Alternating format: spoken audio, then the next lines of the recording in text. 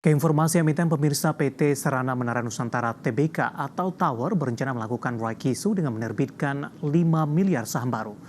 Dana yang diperoleh dari pelaksanaan rights issue ini untuk membayar pinjaman dan juga untuk keperluan modal kerja.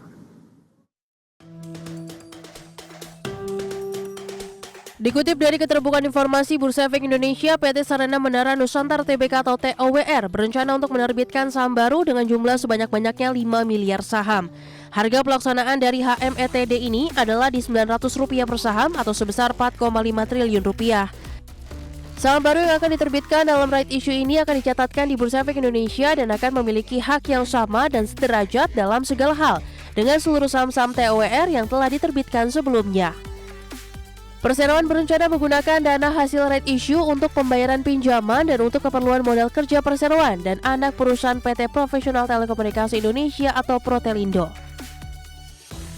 Adapun pinjaman dari TOWR ke Protelindo yang akan dibayarkan akan ditentukan kemudian. Perseroan menjelaskan pemegang saham TOWR yang tidak melaksanakan rights issue dalam rencana HMETD, maka kepemilikan saham tersebut akan terdilusi dalam jumlah maksimum sebesar 9,12% tanpa memperhitungkan saham treasury atau 8,93% dengan memperhitungkan saham treasury. Manajemen menuturkan rights issue akan dilaksanakan sesuai dengan POJK nomor 32 tahun 2015. Sehingga TOWR harus memperoleh persetujuan RUPSLB yang akan diselenggarakan tanggal 25 Oktober 2024 atau tanggal lain ditetapkan sesuai dengan peraturan yang berlaku. Berbagai sumber, IDX Channel. Secara teknikal hari ini saham Tower lebih cenderung bergerak di zona hijau pemirsa, namun di beberapa menit jelang penutupan sesi kedua hari ini saham Tower tampaknya berbalik arah ke zona merah. Langsung saja kita ke grafis yang pertama, kita akan coba lihat bagaimana pergerakan intraday untuk saham Tower. Dapat Anda saksikan grafis di layar televisi Anda pemirsa, dibuka di sesi pertama pada pagi tadi di level 855, di mana posisi saham Tower ini mengalami penguatan jika dibandingkan dengan penutupan hari sebelumnya di Rp840 per saham. Posisi ini tidak mampu dipertahankan. Selanjutnya saham Tower masih menguat, tapi penguatannya lebih ke arah terbatas pemirsa. 850 hingga 845 di penutupan sesi pertama siang tadi, saham Tower ditutup menguat di 850 dan level yang sama di pembukaan sesi kedua. Namun posisi saat ini saham Tower lebih cenderung bergerak stagnan di 840-an dan sempat tertekan ke 830 dan sekaligus level intraday terendah di sepanjang perdagangan hari ini.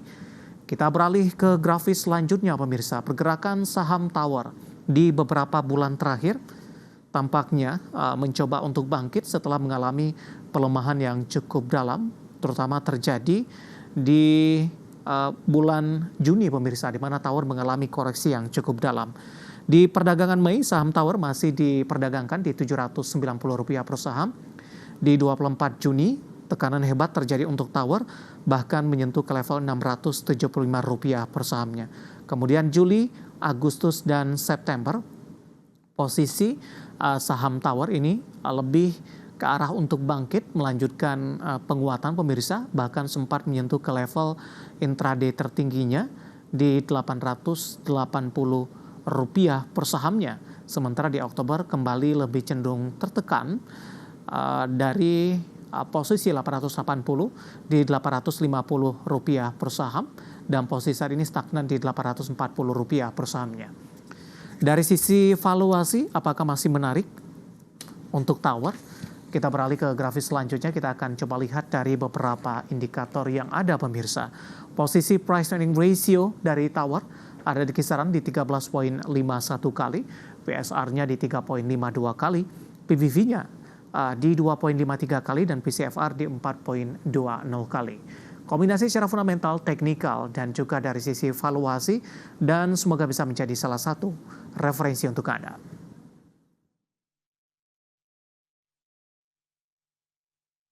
Kita akan jeda kembali dan tetap di tempat Anda, karena setelah ini kita akan review bagaimana jalannya perdagangan di sepanjang hari ini, di mana indeks harga saham gabungan sudah kembali bergerak di atas level 7.500-an. Kami akan segera kembali sesaat lagi.